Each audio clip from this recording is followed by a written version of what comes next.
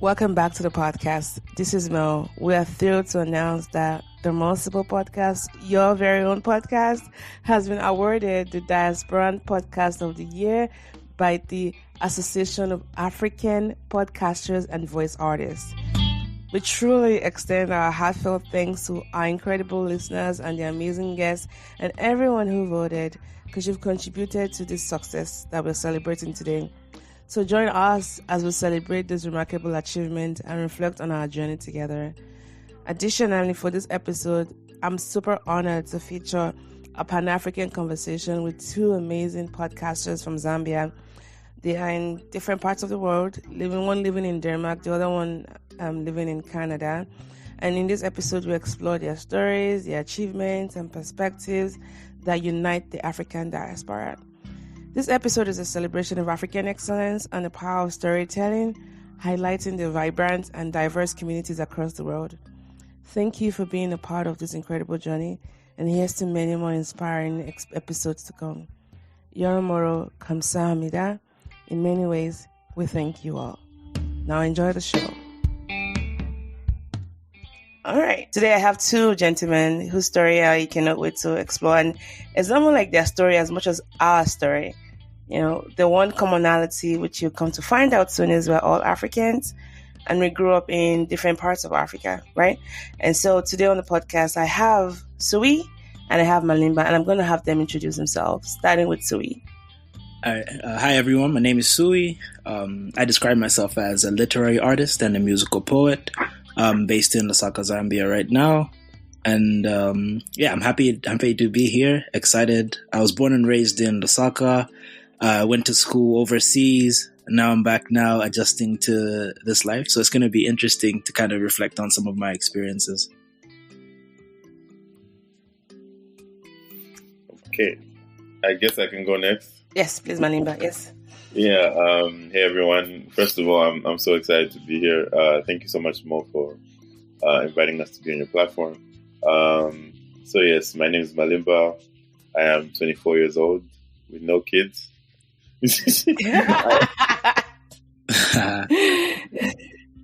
I always say that like it's my biggest achievement. Hey, you never know. Yeah.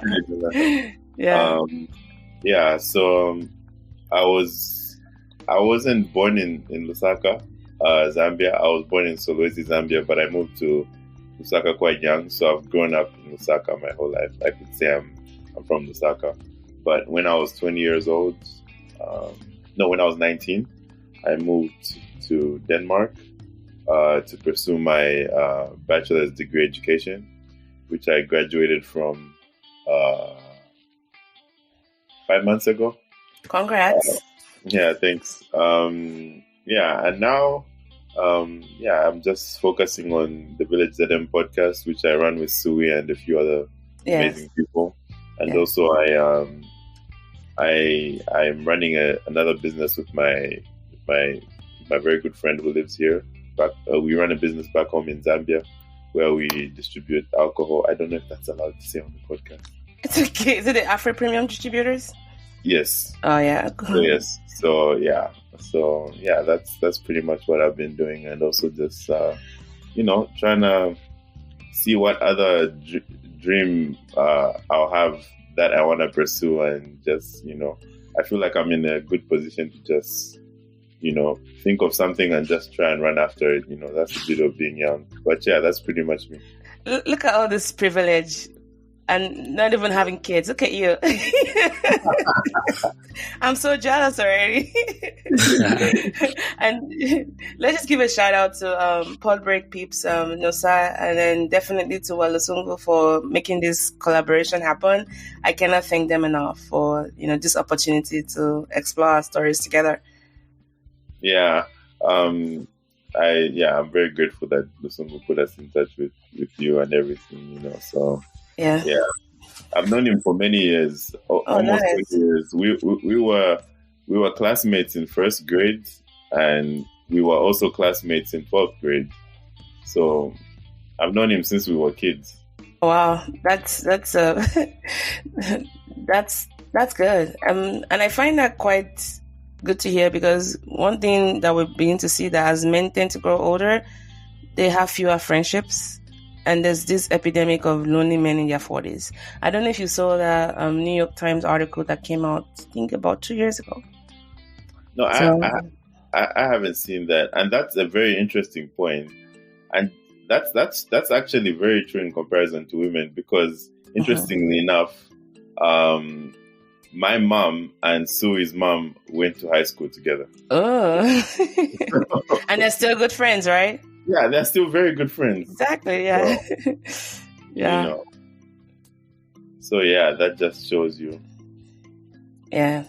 So I think we can just start by contrasting our experiences living in. So I grew up in Nigeria, and I know both of you grew up in Zambia. And if I recall, you both grew up in different parts of Zambia, right? No, we grew up in the same part. Okay, but I think one of you moved to another place, shortly after. No, Okay. Just to go back, I was born in another place, but I moved to Lusaka when I was 4 years old. Okay. So you just grew up in Lusaka. Okay. Yeah. I haven't been to Zambia. I do have a lot of friends from Zambia, and I know, I don't know. There's just this. You have this calmness about you, unlike Nigerians. I've said it many times on the podcast. We're very loud. I know that, and it's such a space that I think it's humbling to realize that when I'm in the space with other Africans, I should learn to just listen more than talk, because being Nigerian, you're already announcing yourself. But I do appreciate just the calmness, but also the Africa to me is more super diverse. But there's so many parts of it that I, as a Nigerian, I'm yet to explore, and I'm thankful for mediums just like podcasts where you can explore different stories. But I'm curious to know, casting your mind back to your childhood, what are some memories that stand out for you?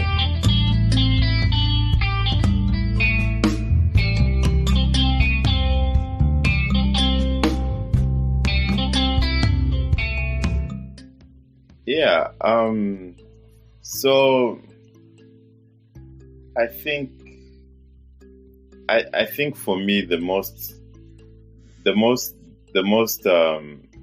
wholesome thing about growing up in Zambia is I don't know, we are very fond of each other, and I think that's one thing that I really like and everything. I mean, it's got its downsides because it comes with a bit of passive aggressiveness, but we are just generally very accommodating people. And, for a long time, when I moved abroad, I used to try and take that away from myself, just try and get that out of my system and try and, be a bit more upfront about stuff and whatnot, which is good. But at the same time, I still try and accommodate people as much as possible, even though I stand up for myself. And I think it just means we have a lot of love to give. I think for me that's gonna be my opening remark, really.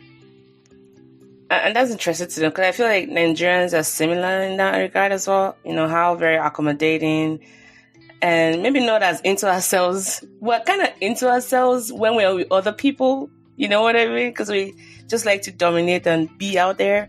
But definitely the hospitality thing kind of reminds me of just what it's like to be a Nigerian. We're very, large-hearted and very accommodating and hospitable. Yeah, thank you for sharing that. But I'm also curious to hear from you. Oh, you meant me? Sorry, yeah. Yeah, I guess for me, I can talk more about some specific memories. I went to primary school in Lusaka, and then I went off to boarding school for secondary school. So it was being out of the city, being in this very routine environment for most of the time without so much freedom. But one of the interesting things is just the nature of interactions that I have with people. Because regardless of where you're from in the country or whatever, you find people who you have common interests with, and you're like, okay, yeah, these are my friends. And so I think there's a certain openness that Zambians don't always acknowledge about how we interact with each other. It's like, before you know my name or whatever, if we have a common interest, then we just click. Whether it's playing football, people who like to go out to party and all these other activities. It really touches on this like inherent friendliness and this inclination to just try to build communities anywhere and everywhere. And I find that really interesting. And just, I mean, there's like a million different stories over the years that I can like, talk about, but this is just like the common thread. So that's something that really has stuck with me. Obviously, it's not like a specific memory. The lesson of many memories, I suppose. You know, Süwi makes a good point there. Hey? Yeah. Just to touch on what he said, Zambians are more introverted they're more extroverted than they think they are. Oh, really? Yeah, they're more extroverted than they think they are. They're like, even the ones who say that they keep to themselves. Yeah. In a social setting and they are comfortable, they really get to show themselves, and they really bring out that side of themselves and whatnot. Of course, you have a few incidents where people are not as outspoken, but for the most part, you know, I've seen people who have really, really thrived. So I don't know. We are very much people, you know, like we love people and stuff. Yeah. And like you said, the contrast is different. The interactions are different depending on your interests. But wherever your interests are, like the majority of people's interests have to do with community. So yeah. And I think I have to agree with you about the Zambians around me. Yes, they seem quiet, but then in that proximity of friendship and relationship, they come off as extroverted. You're right, because when you see them for the first time, they don't talk as much, but when they connect with you, oh my gosh, like they really go deep. So shout out to Nancy and my other friends as well who are from Zambia. But I'm curious to know, what has it been like for you guys interacting with Nigerians, and what are your global impressions about Nigeria? And trust me, nothing you say hasn't been said before on this podcast or otherwise. So feel free to take it home. Let me give you some examples. My Ghanaian friend said Nigerians are like lions, approach they're like lions, but approach them carefully. And then the one said, well, like the Chinese of Africa, was so loud and out there. I mean, it's just being said in good jest that kind of makes me laugh as a Nigerian, because all those things are true. That's who we are. We're a very vivacious group. Yeah. I totally hear you. Interestingly enough, I guess I'll start by saying that my housemate, who's like in the apartment I live in, I rent an apartment with two guys. One is from Uganda and the other one's from Nigeria.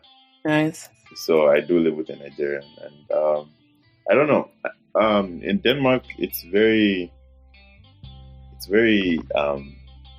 very keep to yourself kind of environment and everything. So even though we stay in the same place, like we all respect each other's space. But when you actually hear him in the room talking on the phone, you hear the real him. You think he's quarreling with the person on the phone, right? No, yep. I'm not loud. I'm just Nigerian. And you know what? In the beginning, I was a bit scared. I'm like, I used to think maybe I've done something wrong, and that's why that's what. But I kind of got used to that. Also, I grew up around a lot of Nigerians because my mother, she goes to a Nigerian church in Zambia. Ooh. It's in Zambia. What's the name of the church? Is it Redeemed Christian Church, or what's the name? No, very close enough. I'll let you guess.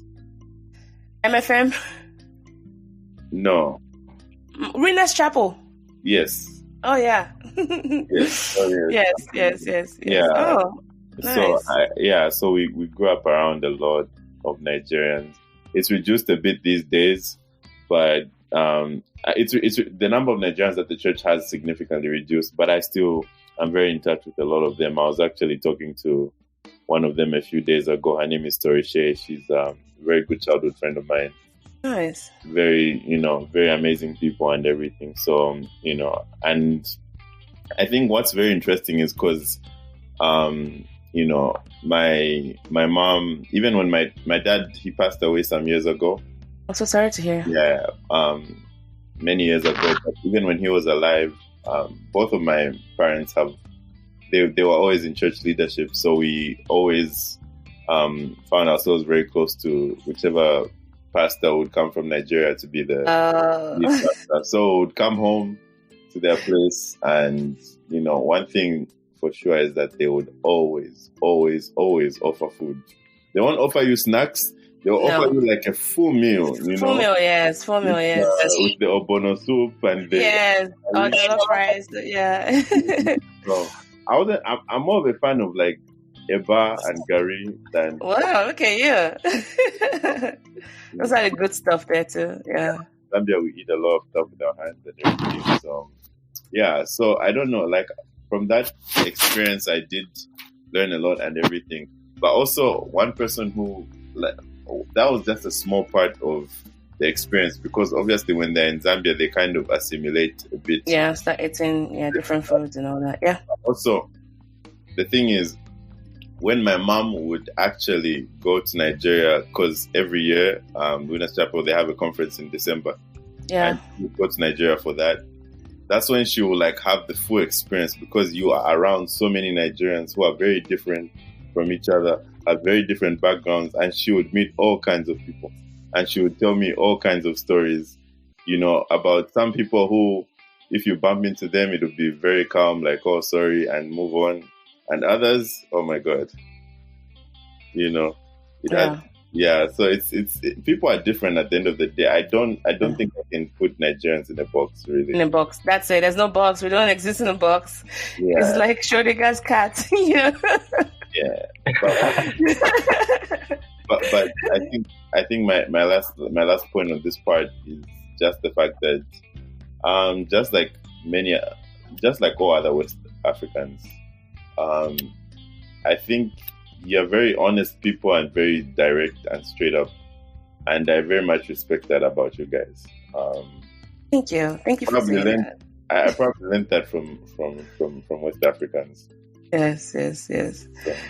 And the phone call thing, trust me, it's everywhere. Like my daughter sometimes just busts out of the room whenever I'm on a call. Mom, I'm like, it's fine. We're just having a conversation. My Korean friends would think I'm having a fight with someone over the phone, because we're just, very animated over the phone, But I think we all need to go do our hearing tests. I think half of Nigerians are probably losing hearing functionality because we listen to loud music and we talk so loud. But Süwi, I'm curious to know about your own experience with Nigerians. Also, my experience. Mm-hmm. It's actually interesting. I made a few Nigerian friends at uni. And one thing that, like, literally all of them had in common is that they're focused, extremely focused people. And I have a lot of respect for that, because one time I remember we were talking about basically there was this event that they put together that was centered around like the future of Africa, youth, and stuff like that. And it was open to like everyone, whatever. Most of the people there were Nigerian. The conversations that we're having were just so inspiring, because you can sort of tell when people are focused, and it's amplified when there's like a group of people who are focused. And it's just inspiring, just like the level of focus. Obviously, like not everyone is the same. People are different. Yeah.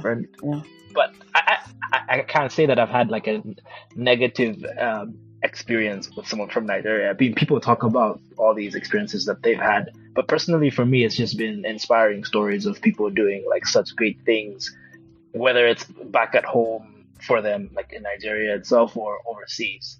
It's just like crazy focus and just getting goals like, left, right, and center. So yeah, that's really my experience. Super cool people, and yeah, just I don't know. I don't think I can add more to that. Thank you. That was actually quite nice to hear from both of you.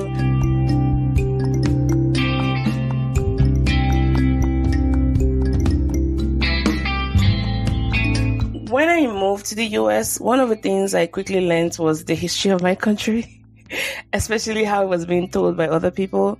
And sometimes they weren't always the positive kind of news.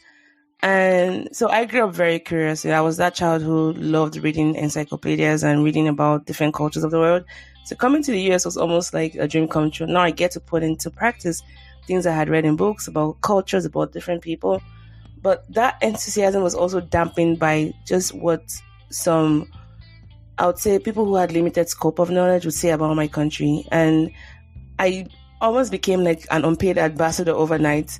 And I think one thing that came out of that was me learning about global history and also learning about people like more about, current history about other people and other countries. And I adopted this slogan, which I didn't come up with, like, countries are countries, people are people, But I'm curious to know, whenever, I know both of you have been out of the country, I know we both went to study, and I know Malimba stayed in Denmark for a while. When you moved to those parts where you went away from Zambia for a while, what was your relationship with Zambia like? And for the people you encountered who were not from Zambia in your now new countries, what were their impressions about your country? And did it match up with, your perception? They said we drink a lot. Is that true? Is that true overall? I mean, any different than Europeans, No, I think Zambians drink quite a lot, and but you know what? It's not even about that. It's about we do like to have fun and have a good time and be around people. Yeah. I guess that's really what it is and everything. But otherwise, I think the first thing I'll say is that, especially here in Denmark, but generally, Southern Africans majority of them stay back home. Not a lot of them actually do travel out, especially in Zambia. A lot of Zambians actually don't leave the country and everything. So only a small percentage. It's growing by the day, but only a small percentage of Zambians actually manage to leave Zambia, or actually choose to leave Zambia, because a lot of them are very, very comfortable. I have a lot of friends who, when I talk to them, they're like, "Ish, I can never live outside Zambia."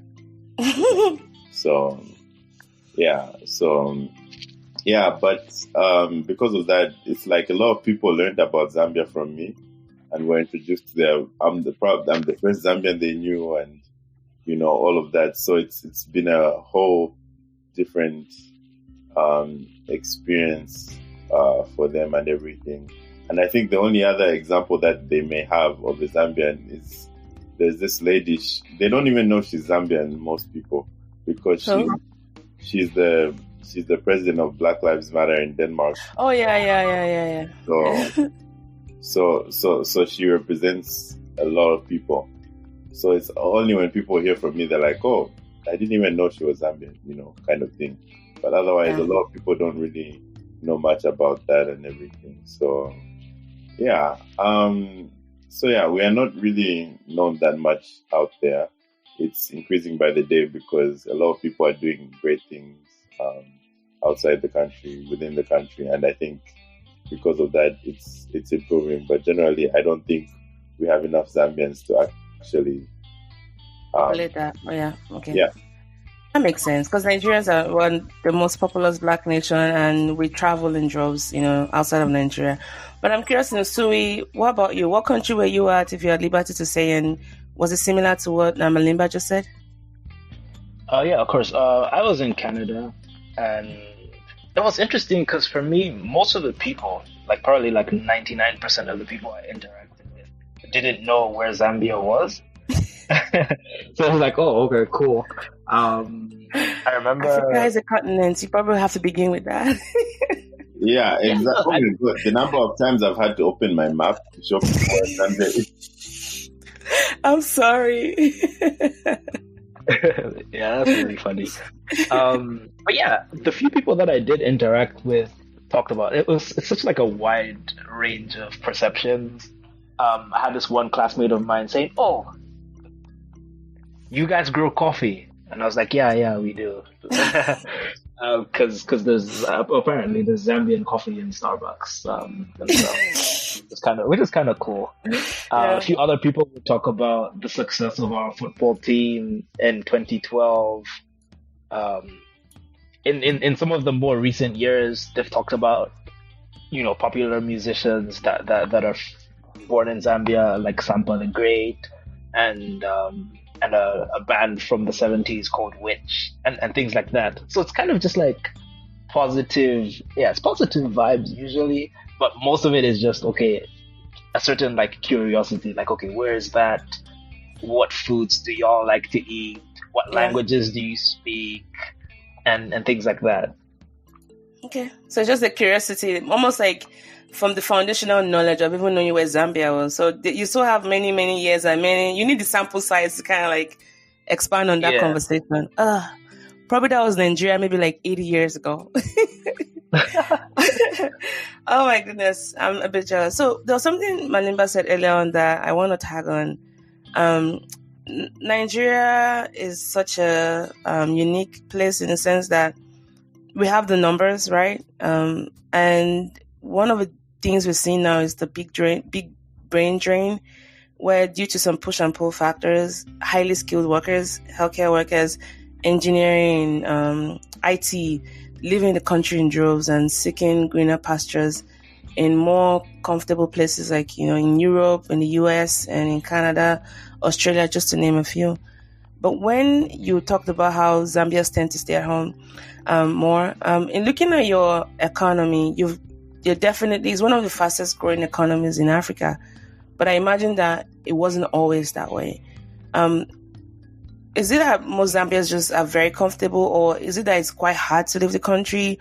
So those that probably want to leave and seek greener pastures, it's not easy for them. I'm just curious to know, why is it that you have more Zambians staying back home?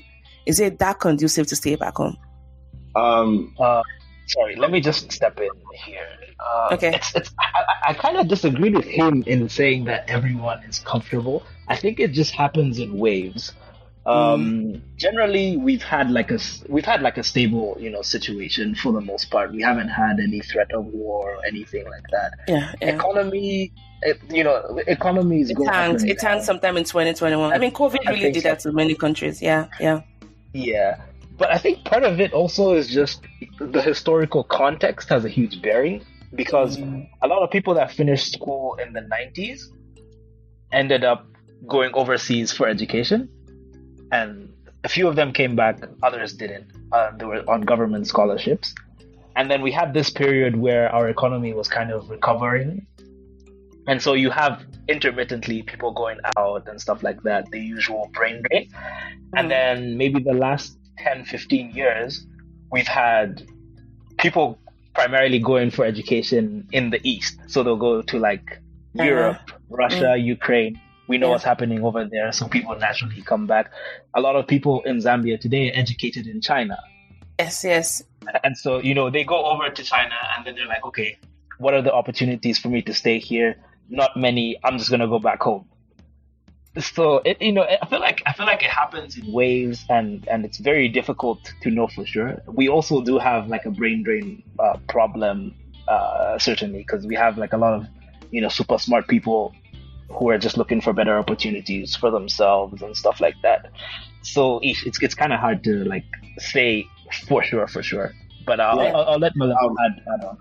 Yeah, okay. Actually, thank you for that, Sibyl, by the way. I was going to say that the biggest proponent that actually makes people stay in Zambia is peace. Like Süwi said, we haven't really experienced any degree like that. Yeah. So, like when it comes to it's been fairly stable in terms of But I think Süwi does also make a good point that a lot of Zambians end up going to countries where they don't really. A lot of the Zambians who we see going back are people who end up going to countries where it's very hard for you to settle long term, like in the East and everything, because of just the fact that they don't really have, from my research, they don't really find themselves with conditions that allow them to look for a job afterwards, and also during their education. So it's like for them, a lot of them are just primarily there for education. Whereas like most of us on the West, and most people who are on the West, won't speak for myself because who knows? Maybe I'll feel like going back soon. But most people I've interacted with on the West, whether it's in Europe or the Americas or USA to be in particular, a lot of them end up staying because I think a lot of them find a way of like staying longer and everything and whatnot, and it makes a bit more sense for a lot of them to stay. I think that's the way I have seen it, and that's not that everyone stays or it's easy for everyone to stay. Just in comparison with the East, it's easier for them to, and that's what the main brain drain actually. Majority of the brain drain from Zambia is from the West. I'll put it plainly as that. The West, it's from the West. Of the brightest minds and everything. We have professors, intellectuals, trailblazers who just don't want to come back home. Some people because the world needs them more than Zambia does, but it's not always like that. I think a lot of them actually would make a really big impact, but they also look at the opportunity cost of staying back or living. Yeah, exactly. Yeah, so that's so true. And I know that sinister way of looking at this, which I tend not to dwell too much on it because I don't think it's a very helpful way, is it's almost like reverse colonization. But this time we're the ones hopping on those flights ourselves. And because I know, for example, WHO had to put Nigeria on a red alert to stop the UK from poaching our healthcare workers. Because if all the doctors were to go back to Nigeria and start working back, we still don't have enough doctors to patient ratio as recommended by WHO. And with the brain drain happening, there's a strong and huge deficit of healthcare workers back home. And that brain drain is happening per second as we speak, But hey, unless we address the reasons why people leave, because at the end of the day, you just have to take care of yourself, and your family, right? I think that's the toughest part, because at the end of the day, like, you want to serve your country, but then if you have a family to sustain and everything and whatnot, or if you have people who are depending on you back home, I think that's the thing. Like, I think the reason why it's so difficult to make that decision is because more often than not, it's bigger than you as an individual, and you have, so it really just depends on the purpose you feel like is the most important at that particular time, and like I said, the opportunity cost, at the end of the day, I feel like, in an ideal world, we all want to be closest to the people who we care about and love, and but a lot of things come to play and everything, and but I do envy the people who are brave enough to just say, what, like, I'm going back. So, and honestly, I hope that will be me. I don't know when, but so you're going back right now. It's not permanent, it's just temporary? Sorry? I know you're currently back in Zambia, correct? No, I'm not. Oh, you're still back, you're still away from home? Yes. Oh, wow. I'm homesick every day. I went last year, and I'm still not over it. I feel like it's mentally put me in a place where now I'm like, I'm undecided as to what I'm in that space now. And that's the thing. Like I said, I don't have any kids, so it makes it a lot more 50-50, But wait, you have a business back home, right? So how are you shuttling those two, Because, hey, I know one of the toughest things being an entrepreneur is once you're away from your home country, it's hard sometimes to run, because you might not have the right people running it. If you put it in the hands of family, some might not be very, honest enough to run it, or they might run into the ground. So how are you combining being far away from home, but at the same time making your business, grow and yield all the right things you want it to do? Yeah, that's an interesting question. I mean, I think the most important thing is you have to make it as easy as possible for you to be able to go on with your life over here and wherever you are, and also be able to run your business effectively back home. So it does there are two things you can do. You can either be in a position where whatever you're doing overseas is in a way that you're flexible enough to travel back and forth, or you find a credible third party to handle those things for you, and you rely on that. So our business is fairly, just starting and everything. Yeah. So, yeah. But still, hey, that's usually the best time to actually. Yeah. We're getting there and everything. So, yeah. As for trusting and everything, I have a lot of people who I trust, who I've built trust with, friends and family. But it's like the people who I trust don't have time. So that makes it fairly hard. I don't know where Süwi has gone. But we lost him. Sorry, I was gonna say we lost him briefly.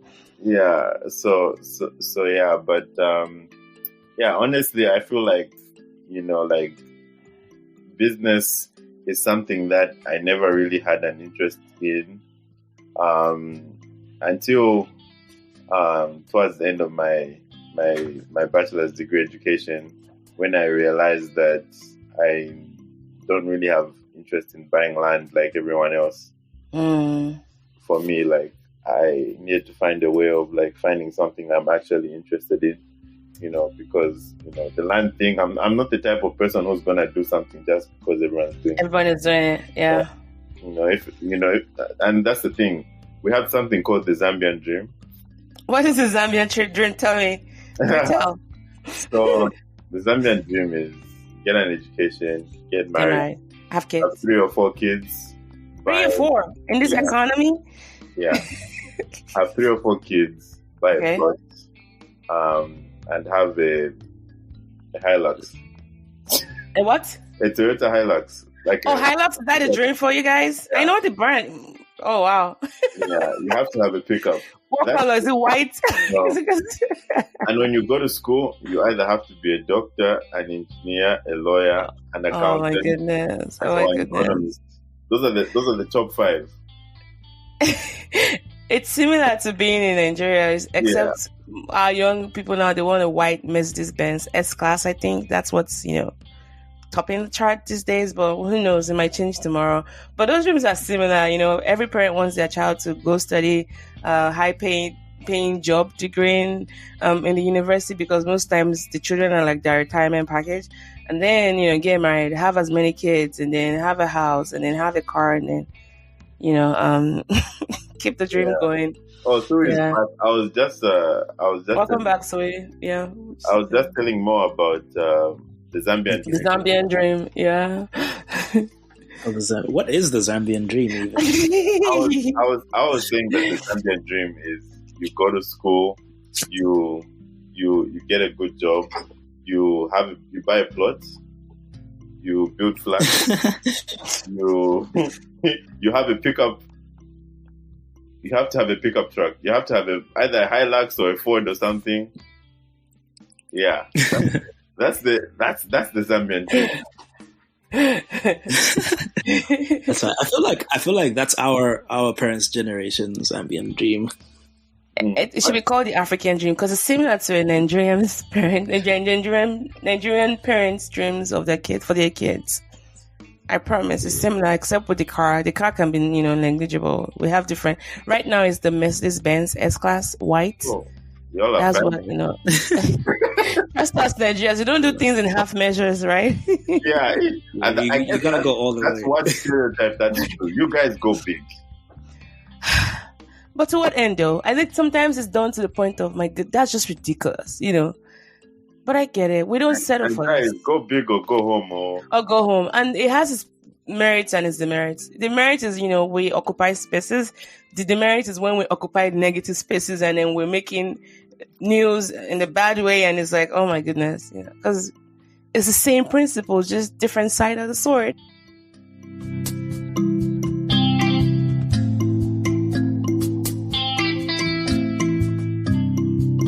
Yeah. Also, to be fair, if you hear something about Nigerians or a Nigerian did something or anything and stuff, you want, you guys are so many that it's hard to group you guys into one. You can just say, these are not my Nigerians.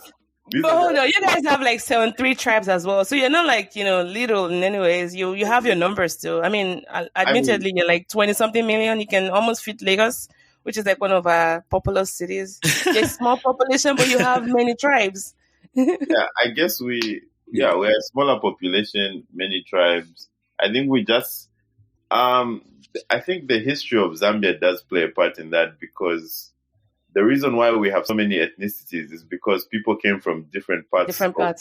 Landlocked too. Yes, some in the center, very landlocked. Exactly. And that's also another good point. That's another big point. And that's, I guess, what makes it so, even when the white man drew those borders, I know. Don't even get me started on that. They had different interests in different areas where there were different ethnicities. Yes. And that's how we found ourselves grouped in the same place. And what they wanted to exploit from the land. Let's talk about that. Yeah, exactly. That's Yeah. Because I know you guys produce one of the most copper reserves. You have one of the biggest in the world. Yeah, and your diamonds, of course. Yeah, we actually did a podcast episode on this for Zambia History Month, and yeah, so we went deep and talked about all of that and all the drawing of the borders, and a lot happened. So Yeah. But wait, are you guys not having more kids, replace the population? As we're talking right now, babies are being born in Nigeria. Why is your birth rate not accelerating? I would say compared to Nigeria, you guys are really taking it chill. Do you just have a declining birth rate? So what's going on in Zambia? Do we need to send Nigerians your way to make stuff happen more? No, I think Zambia's population. I think Zambia has had a steady population growth. We just haven't had a rapid growth. Because I mean, there's still people today who are having 10 kids. It's just that there's also people who have one or one none. kid or zero. Yeah. So it's it kind of counteracts. But also, I mean, it's also, I guess, part of the economy. You need money to take care of kids. Kids cost a lot of money. So. So you need to have a base of resources to be able to give them a steady to give them a comfortable steady life. So, and I think there's many factors. You're right. Actually, sorry, go ahead. I've just remembered the conversation that Süwi and I had. I don't know if he remembers, but there was a headline where someone, some public figure, had said he was in the headlines saying that Zambians need to have more babies. And and I was like, that's actually a crazy headline and everything. And then Süwi actually explained something to me, and then it made more sense. I don't know. Süwi, do you remember what you explained to me? I can't remember what I explained to you, but what was the reception of that message? Were people for it or they were against it? Was it an uproar over it? One thing about Zambians, they won't read the story. The headline. They will just read the headline. That's Nigerians for you. That's Nigerians for you, and then they come attacking. So but I think basically what the analytics what the analytics shows that our population is growing at a decreasing rate. So it's growing, but it's growing slower. And that's basically what's behind that headline of us needing to have more babies. Exactly. Yeah. Yeah, because basically, So our population is growing still, but it's growing slower than it was in the past. You're having more death rate than birth rates. No. We are still having more birth rates? A higher birth rate. It's just that our birth rate is slower. Oh, so population is growing, but it's growing slower than it was growing before. Yes. And people are living longer too, Oh yeah, compared to way back in the day when we were dying from a lot of preventable diseases, right? Yeah, I know what you mean, because at one point Zambia's life expectancy was 37. I don't know if you know that. Yeah, how many years ago was this? This was 2008. What? Yeah, it was very low at that point. Wow. But I think it's much higher now. It's probably 60 or 70 now. Let me just confirm for you. Yeah. I know Nigeria's, I mean, as a whole, Africa's 65, 64, I think, with females living longer than males, by the way. no Always, surprise always. there. Yeah. Because you guys. So Zambia is 62. Okay. Life expectancy is 62. Yeah. On average. But as always, I feel like men just live longer. I mean, sorry, women. No, just they live don't. longer Oh, yeah, than because we men. don't do crazy stuff. We keep it easy, and you put the stress on us. But we're more stressed, though. We might live longer, but not necessarily healthier, because we're still stressed and pissed at you guys for dying before us. So Yeah, you know what? You just reminded me of something. What's that? Last New Year's Eve, one of my friends in Germany, she was at a party, and at the party they went outside, and the guys were on the road. They had put fireworks on the road and stuff, and they were like standing on the road where the fireworks were, while the girls were standing far away.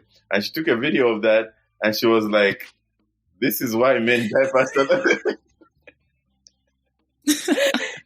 Point note. Exactly what I would say too as well. Big fact.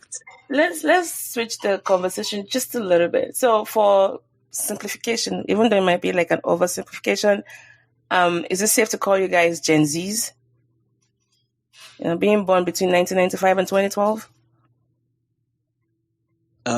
Okay, so yeah, Malimba is Gen Z for sure. I consider myself a Gen Z millennial because I'm. Oh yeah, like the Zillennial. Yeah, the Zillennial.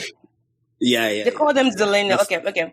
Yeah, Let's I'm just a use this Zillennial. Zillennial. Let's just a broad term to call all of us Zillennial. So I'm a Zillennial as well. Yeah. What I said? Go ahead. No, but Malimba is Gen Z for sure. Malimba is not a Zillennial. I was about to say something until you also said that you were a Zillennial more. I'm a Zillennial. I was gonna take a shot at Süwi, but then. But yeah, what would you say are some of the things that you're challenged by, by virtue of your generational traits, So take, for example, for me, and I think this might be similar to maybe Malimba as well. Growing up, it was analog, right? And then all of a sudden, the internet came. And so my brain, I'm almost like living a dual identity where I've caught up, with technology, but there's still so much more.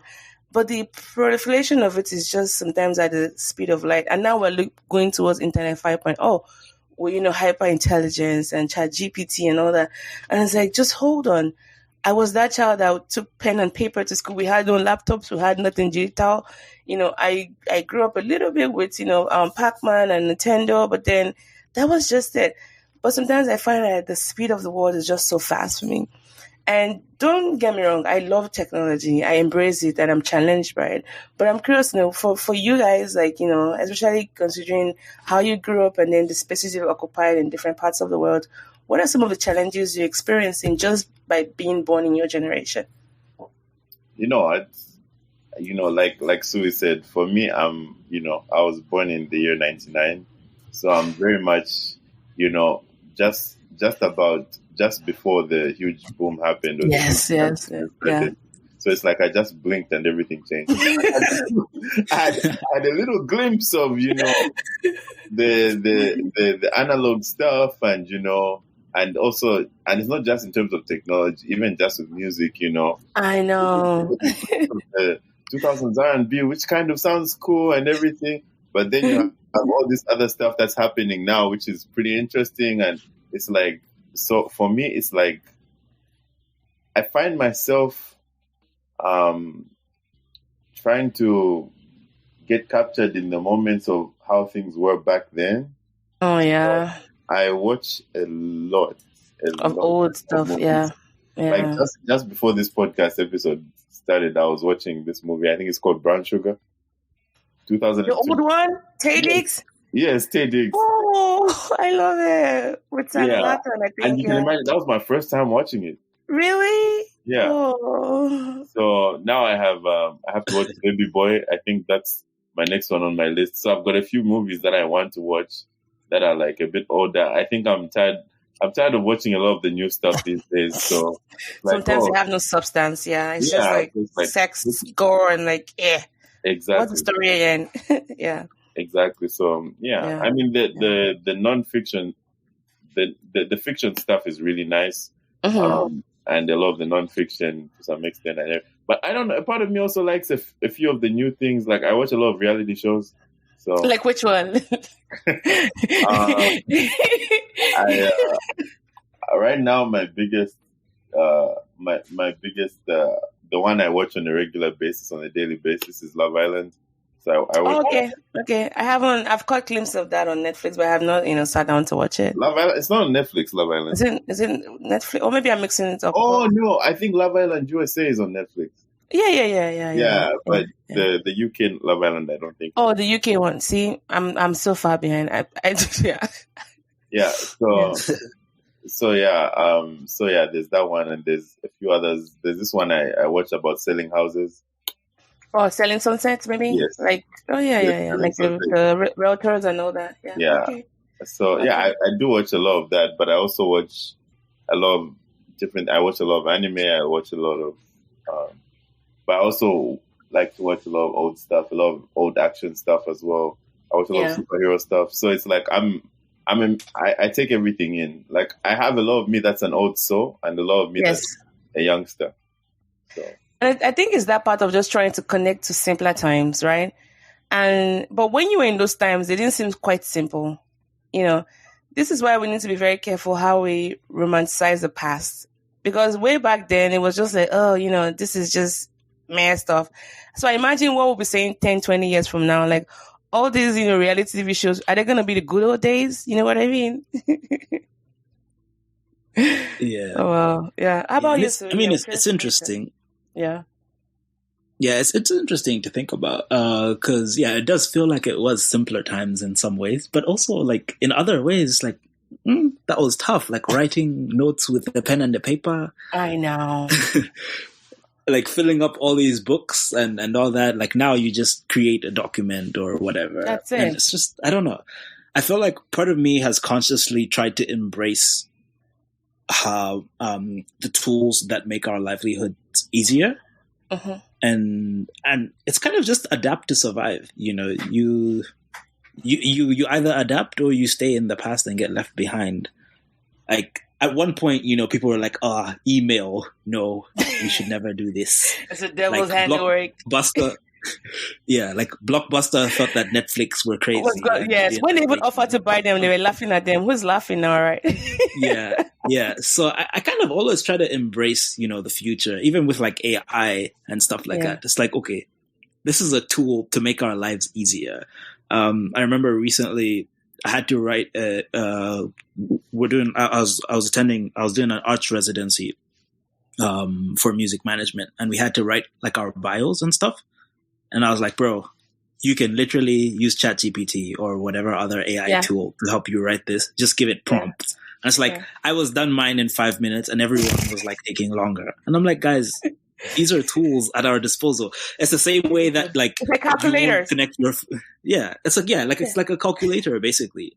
Like you're not gonna start doing long division or anything. You're just gonna type this divided by this and do it quickly. Yes. It's just like you still need to know what you're doing. It's not like it's not because you have to give it the prompt and it has to be accurate and you adjust it and you fine tune it. I see AI like my personalized assistant. Like I fine tune it, but I have to put in the inputs for me to get. And like there's a lot of back and forth that goes. And I'm training to a point where trying to even adapt his behavior to think like me, to talk like me. But the danger becomes when you rely on it too much, Yeah. But it's a tool. It's a tool. Nonetheless, it's still a tool. Yeah. Not a replacement for you. Yeah, exactly. Yeah. And so that's how I look at all these things. It's like when you're using internet, you're going to use Wi-Fi. If you have 5G, you're going to use it. If you have fiber, you're going to use it. Are you going to try to use dial-up? Like, no. So you kind of just have to embrace it and accept, people won't rent movies anymore. Unfortunate, but hop on a streaming service and go do it. Like, you know what? It just make me think about one thing that we might not even notice now that has really changed our lives forever. What's that? What we went through the last few years all over the world with the pandemic. Oh, COVID? Yeah. Yeah, like I feel like socializing has changed a lot. Yep. Sure. People don't even realize it. Like your desire to stay home instead of going to do something has started to change. In the beginning, it was really like, oh, yeah, let's do it. But now I think everyone does not realize that their desire to socialize has significantly increased. Yes. So, yeah. I think the flip side of that, though, is that it increases the quality of our social interactions. You know, you won't go out just because. You go out because it means something to you. Yeah. And I love how you put it. But some people see that as, oh, we've changed a lot. We don't really get to connect with people. But no, it's helped you prioritize where you want to put your energy. You know?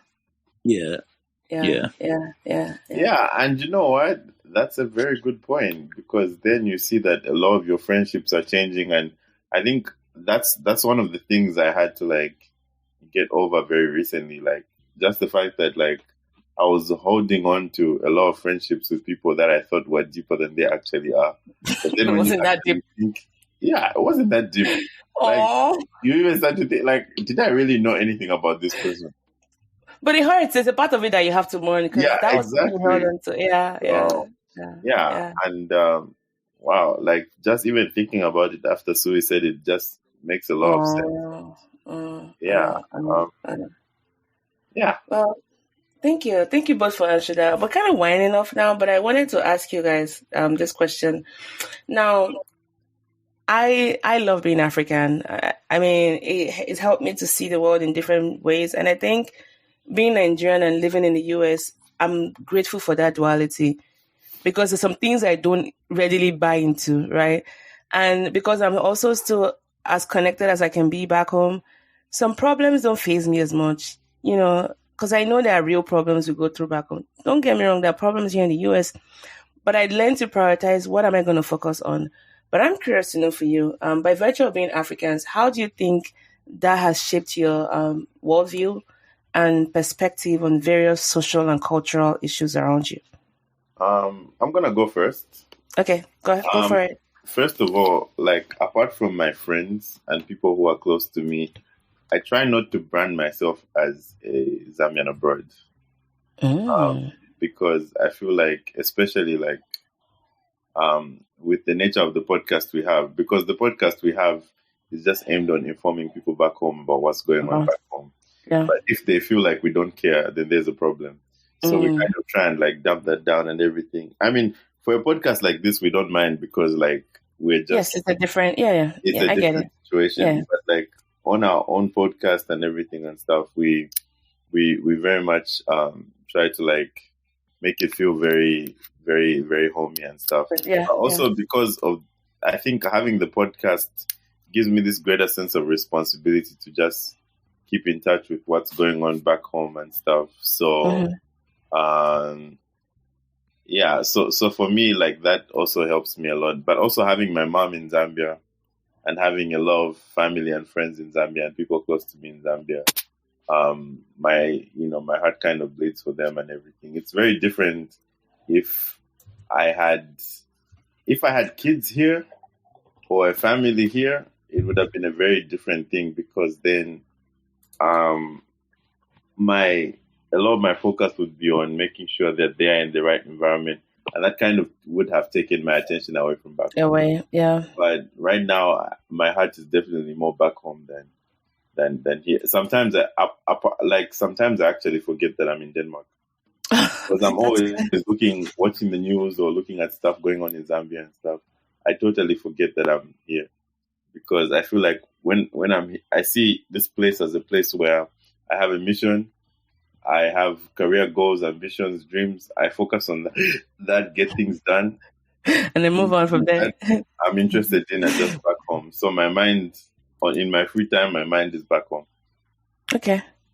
So I do appreciate that perspective, and I loved how you bordered it by the reason why you're moving that way. So that's nice. Yeah, and I don't know, like it did change my perspective on a lot of things, because for context, when I moved, I had one Instagram account, and I would literally just post anything there, and everyone of my friends would be able to see it, but also people who would follow me or not my friends would see it as well. We'll see them, yeah. But then I think after like a few months of being here, I decided to have a private account where I would be more free posting and Like, and not have to worry about tailoring content.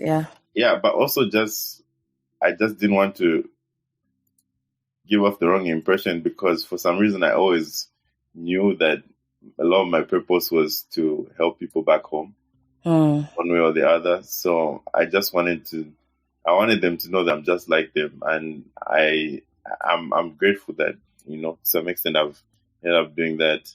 And I guess that's what's made it very hard for me to relate with a lot of Zambians here, who might have a different perspective and everything.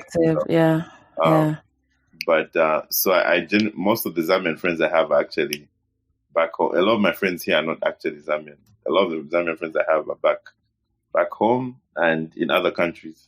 So that's actually very considerate of you. Yeah, but it's only because it's in line with my purpose. You get me? So that's the way I feel, or how I see things. Thank you. Appreciate it. How about you, Süwi? Do you share the same perspective as Malimba? I guess for me, the way that I see it, it's sort of shifted my paradigm in a way. Going to school here, secondary school, and then going overseas to Canada, and then coming back. I don't know. I think of this Kendrick Lamar line. This Kendrick Lamar line where he says, "I'm not on the inside looking out. I'm not on the outside looking in. I'm not on the inside looking out. I'm in the center looking around." And that's kind of how I feel. I feel like when I was in Zambia before, I was, on the inside, I'm looking out. I'm like, okay, there's so much possibility. And I'm outside and I see all the possibility when I reflect back on like where I was at before. And now having experienced both those things, I'm kind of just like in the middle of everything. Looking around. So that's kind of, it's kind of changed my perspective a lot. And also, I guess it's coincided with my own personal growth, where I'm more socially aware, I think. And so I guess the challenge for me is like, okay, what do you do with this social awareness that you've found, this level of consciousness you've reached? And that's kind of just what I try to challenge myself to do every day and do something impactful. Thank you. I'm actually done with all of my questions. I don't know before we go, we should talk about your platform, The Village. But before we talk about that, I don't know if you're curious to ask me any questions or maybe about the podcast. And then if there are none, let's talk about your platform, The Village, what it's about, and if you're soliciting guests, how can they find you and all that kind of fancy stuff.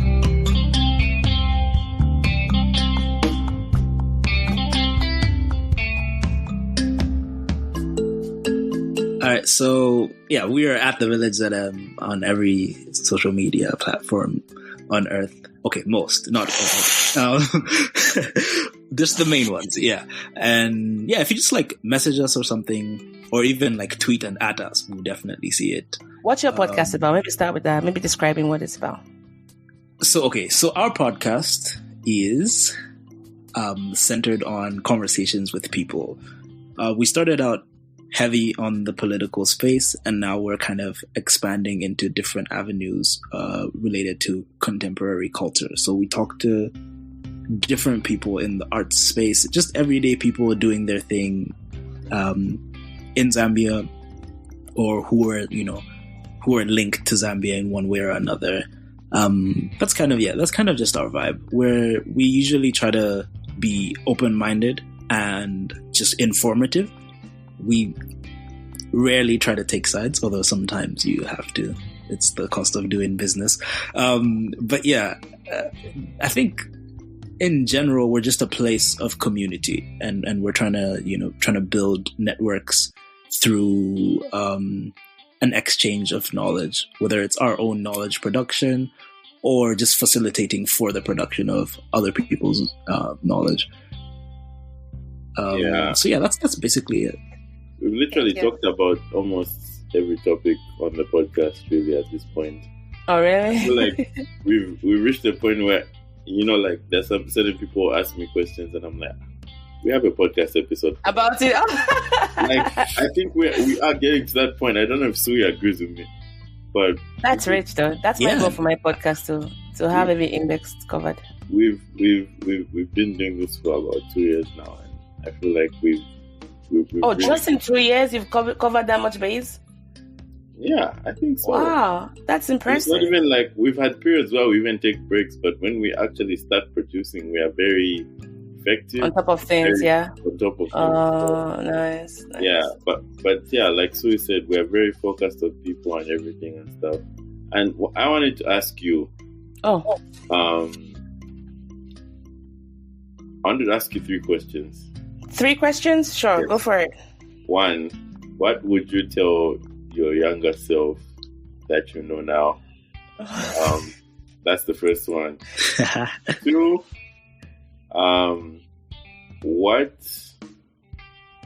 what were you known for when you were in primary school? Okay.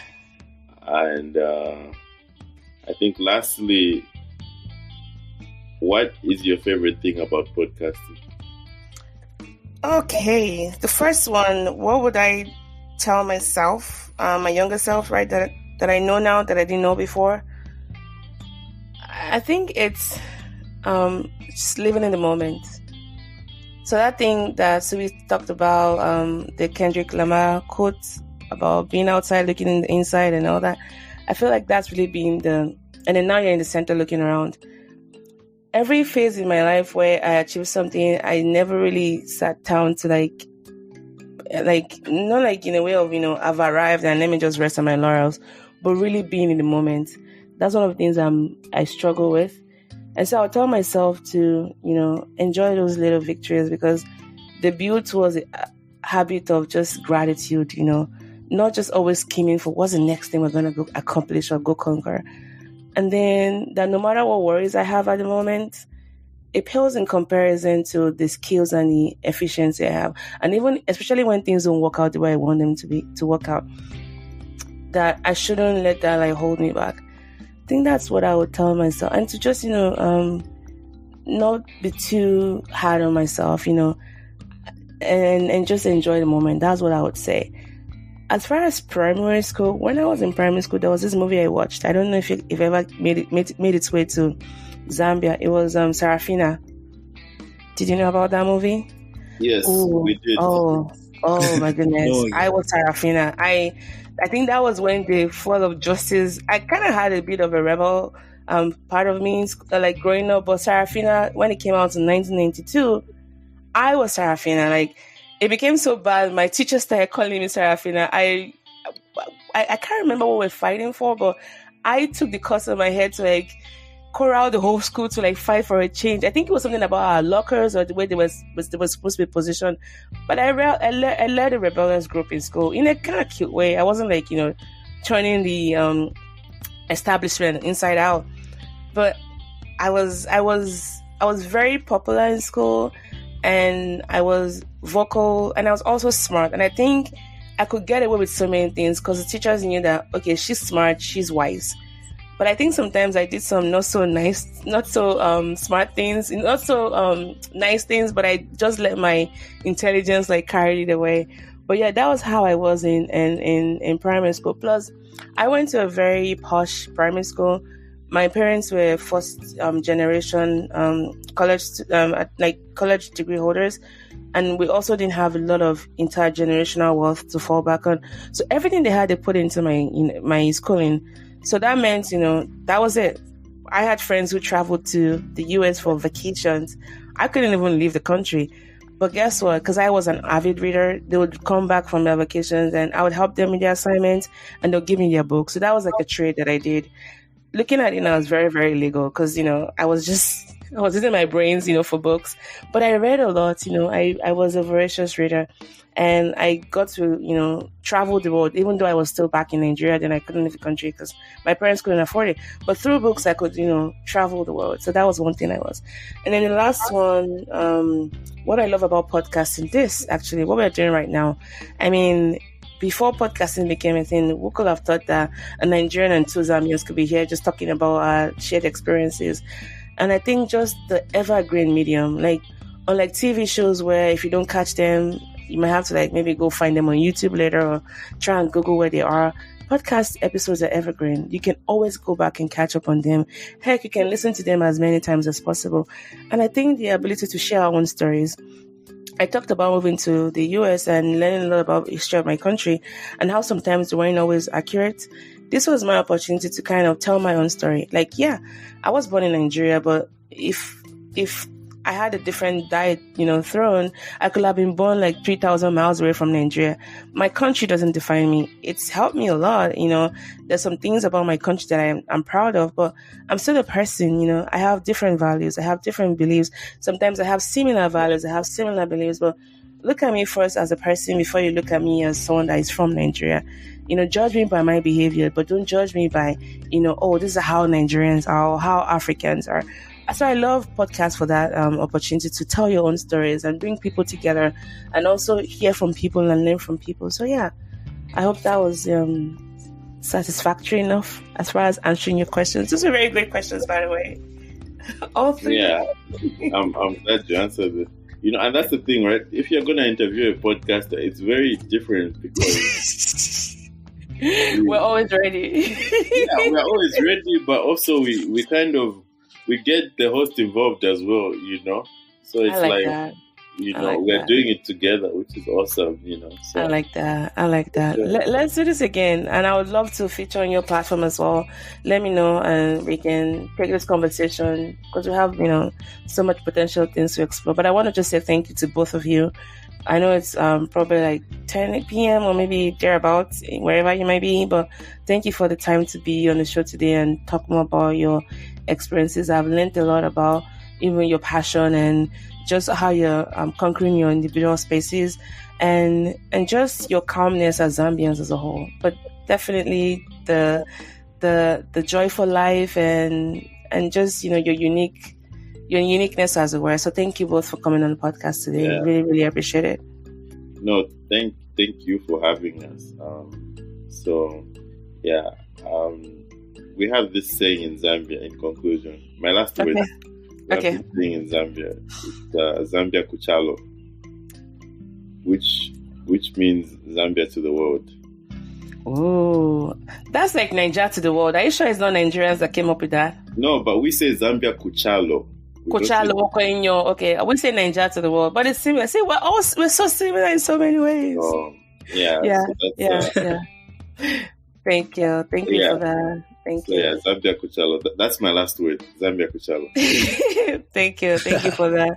How about you, Süwi? Any final words? Well, thank you. Yeah, thank you for bringing us on to your platform. We appreciate that opportunity.